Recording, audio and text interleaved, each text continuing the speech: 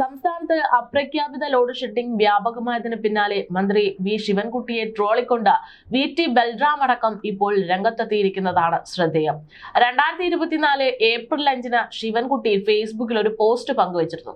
ആ Facebook post screenshot നൽകിക്കൊണ്ടാണ് ബൽറാമിന്റെ പരിഹാസം. Load ഷെഡിങ്ങിന് പകരം ലോഡ് റെസിഡ്രക്ഷൻ എന്ന പേരിലാണ് KSEB ഇപ്പോൾ വൈദ്യുതി നിയന്ത്രിക്കുന്നത് എന്നാണ് പറയുന്നത്.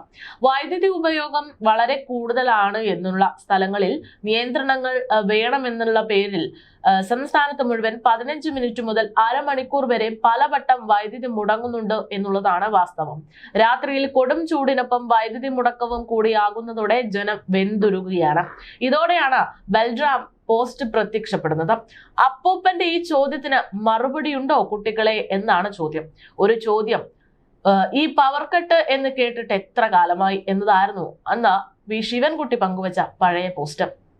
പരസ്യത്തിൽ വന്ന പവർ കട്ടില്ലാത്ത 10 വർഷം ഏപ്രിൽ 9 അവസാനിച്ചു ഗായ്സ് എന്നും വൈദ്യുതി നിയന്ത്രണങ്ങളാണ് ഇപ്പോൾ ഉള്ളത് എന്നുമൊക്കെ ജനങ്ങളുടെ പ്രതികരണവും വരുന്നുണ്ട്.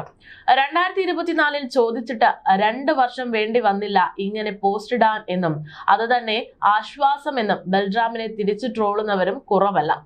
ചൂട് കൂടിയതോടെ വൈദ്യുതി ഉപയോഗവും സർവകലാ റെക്കോർഡിലേക്ക് എത്തിയിരിക്കുകയാണ്. 115.28 ദശലക്ഷമായിരുന്നു കഴിഞ്ഞ ദിവസത്തെ വൈദ്യുതി ഉപയോഗം.